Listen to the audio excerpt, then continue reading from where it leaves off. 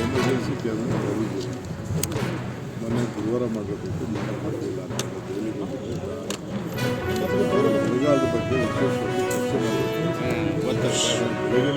ಎಲ್ಲ deputy commissioner ಸಿಇಒಗಳು officers ಇಲ್ಲಿ ರೂಮಲ್ಲಿ ಮೀಟಿಂಗ್ ಅದಾದಮೇಲೆ ಏನು ಮಾಡಬೇಕು ಬೇರೆ ಬೇರೆ ಸ್ಕೀಮ್ಸ್ ಎಲ್ಲ ಬಂದು ಡೀಟೇಲ್ಸ್ ಎಲ್ಲ ಬಂದಿದೆ. ಬರಗಾಲದಲ್ಲಿ ಏನೇನು ಕೆಲಸ ತಗೋಬೋದು,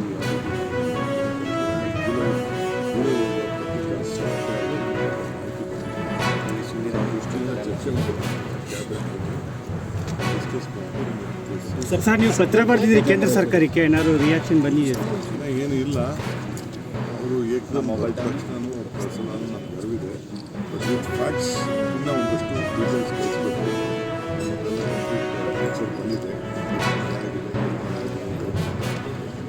ಆ ಪರಿಸ್ಥಿತಿ ಅನುಕೂಲವಾಗಿ ನಾವು ಬರೀ ಕುಡಿಯೋ ನೀರು ಕೊಡ್ತೀವಿ. ನಾನು ಇವತ್ತು ಹೇಳ್ತಾಯಿದ್ದೀನಿ, ಮಂಡ್ಯ ಇರ್ಬೋದು ಬೇರೆ ಯಾರು ಇರ್ಬೋದು, ನೀವು ನೀರು ಬಿಟ್ಟಿದ್ದೀನಿ ತಕ್ಷಣ ವ್ಯವಸಾಯಕ್ಕಾಗಿ ಪ್ರೋತ್ಸಾಹ ಕುಡಿಯೋ ನೀರಿಗೋಸ್ಕರ ವ್ಯವಸಾಯಕ್ಕೆ ಡ್ಯಾಮ್ ಪರಿಸ್ಥಿತಿ ನಾಳೆ ನೀವು ಹಾಕ್ಕೊಂಡು ನನಗೆ ಪ್ರೆಷರ್ ಬಿಡೋದು ಬಿತ್ತನೆ ಹಾಕ್ಕೊಂಡು ಅದಕ್ಕೆಲ್ಲ ದಯವಿಟ್ಟು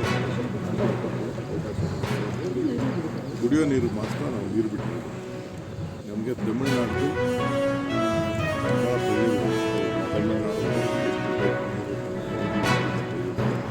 ತುಂಗಭದ್ರಲ್ಲೂ ಪ್ರೆಷರ್ ದಯವಿಟ್ಟು ಬಗ್ಗೆ ಆಗ್ತದೆ. ನಿಮಗೆ ಕೊಡ್ತೀವಿ, ಎಷ್ಟು ಬೆಳೆ ಕೊಡಬೇಕು ನಿಮಗೆ ಕೊಡ್ತೀವಿ, ಏನು ತೊಂದರೆ ಇಲ್ಲ. ಅಧಿಕಾರಿಗಳಿಗೆ ಏನೆಲ್ಲ ಸೂಚನೆ ಕೊಡ್ತೀರಾ ಅಂತ sir? Parliament session for discussion sir regarding the Kaveri water issue sir. I don't want to comment on that. In the meantime, lot of issues are there. They demand, no problem. We will also demand. We will also go to the government. I will also tell my parliament. Place before the fact, what is the fact? I don't want any mistake. It is our right. Whatever the Kaveri issue, it is our right. We have got a Supreme Court also. I said that he is only left to the Central Water Commission. So we are on the job. The Mekedatu project is benefiting Tamil Nadu, not sir ಪಾದಯಾತ್ರೆ Yes, I will make it very clear. Sir ಪಾದಯಾತ್ರೆ ಮಾಡ್ತಾ ಇದ್ದಾರೆ sir ಎಚ್ಚೆಂಟ್ land ಬಗ್ಗೆ ಕುಮಾರಸ್ವಾಮಿ ಮತ್ತೆ allegation ಮಾಡ್ತಾರೆ. ಅವ್ರು ಏನು ಬೇಕಾದ್ರೂ ಮಾಡ್ತೀವಿ, ಅವ್ರನ್ನ ರಾಜಕಾರಣ ಮಾಡಬೇಕು ಅಂತ ಮಾಡ್ತಾ ಇದ್ದಾರೆ. ಅವ್ರು ಮಾಡಿದ ಪ್ರಾಜೆಕ್ಟು, ಅವ್ರು ಮಾಡಿದ ಎಲ್ಲ ವಿಚಾರಗಳನ್ನು ತಿರ್ಗಾ ನನ್ನ ಮಕ್ಕಳಿಗೆ ವರ್ಷಕ್ಕೆ ಪ್ರಯತ್ನ ಪಡ್ತಾ ಇದ್ದಾರೆ. ಏನು ಬೇಕಾದ್ರೂ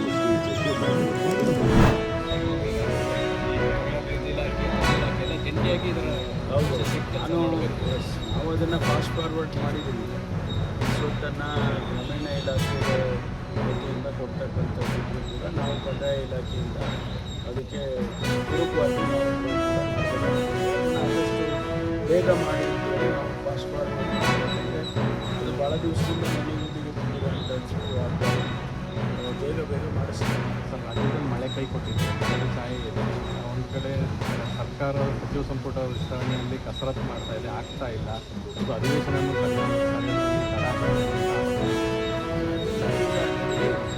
ಒಂದು ಕಡೆ ಎಕ್ಸ್ಪೆನ್ಷನ್ ಆಗಲಿಲ್ಲ ಅಂದರೆ ಏನು ರೀ ಬರೀ 15 ಜನ ಮಂತ್ರಿ ಫೋನ್ ಮಾಡ್ತೀರಾ ಅಂತ ನೀವೇ ಹೇಳ್ತೀರಿ. ಇನ್ನೊಂದು ಕಡೆ ಈಗ ಎಕ್ಸ್ಪೆನ್ಷನ್ ಮಾಡ್ತೀರಿ ಅಂದರೆ ಬರ ಇದೆ, ನೀವು ಎಕ್ಸ್ಪೆನ್ಷನ್ ಮಾಡ್ತೀರಿ. ನಮಗೆ ಜವಾಬ್ದಾರಿ ಇದೆ, ಜನ ಜವಾಬ್ದಾರಿ ಜವಾಬ್ದಾರಿ ಸರ್ಕಾರವಾಗಿ ರಾಜ್ಯದ ಕಷ್ಟ ಸುಖಗಳಿಗೆ ಏನು ಮಾಡಬೇಕು ಅದನ್ನು ಮಾಡ್ತೀವಿ. ಇವತ್ತು ಬರದ ಪರಿಸ್ಥಿತಿಯಲ್ಲಿ ಈಗಾಗಲೇ ಮುಖ್ಯಮಂತ್ರಿಗಳು, ನಾನು ಬೆಳಗಾಂ ಡಿವಿಷನ್ನಲ್ಲಿ 7 ಜಿಲ್ಲೆ ಮತ್ತು ಕಲಬುರಗಿ ಡಿವಿಷನ್ನಲ್ಲಿ 8 ಜಿಲ್ಲೆ, ತುಮಕೂರು, ಚಿತ್ರದುರ್ಗ ಇವೆಲ್ಲ ರಿವ್ಯೂ ಮಾಡ್ಕೊಂಡು ಬಂದಿದ್ದೀನಿ. ತಾನೇ ನಾನು ತುಮಕೂರು ರಿವ್ಯೂ ಮಾಡ್ತೀನಿ. ನಮಗೆ ಆತಂಕ ಇದೆ, ಸರ್ಕಾರಕ್ಕೆ ಜವಾಬ್ದಾರಿ ಇದೆ. ಮುಂದೆ ಏನು ಮಾಡಬೇಕು ಅಂತೇಳಿ ನಾವು ಈಗ ಚರ್ಚೆ ಮಾಡ್ತಾಯಿದ್ವಿ. ನಾಳೆ ಮುಖ್ಯಮಂತ್ರಿಗಳು, ನಾನು ವಿಡಿಯೋ ಕಾನ್ಫರೆನ್ಸ್ಗೆ ಎಲ್ಲ ಡೆಪ್ಯೂಟಿ ಕಮಿಷನರ್ಗೆ ಕರೆದಿದ್ದೇವೆ.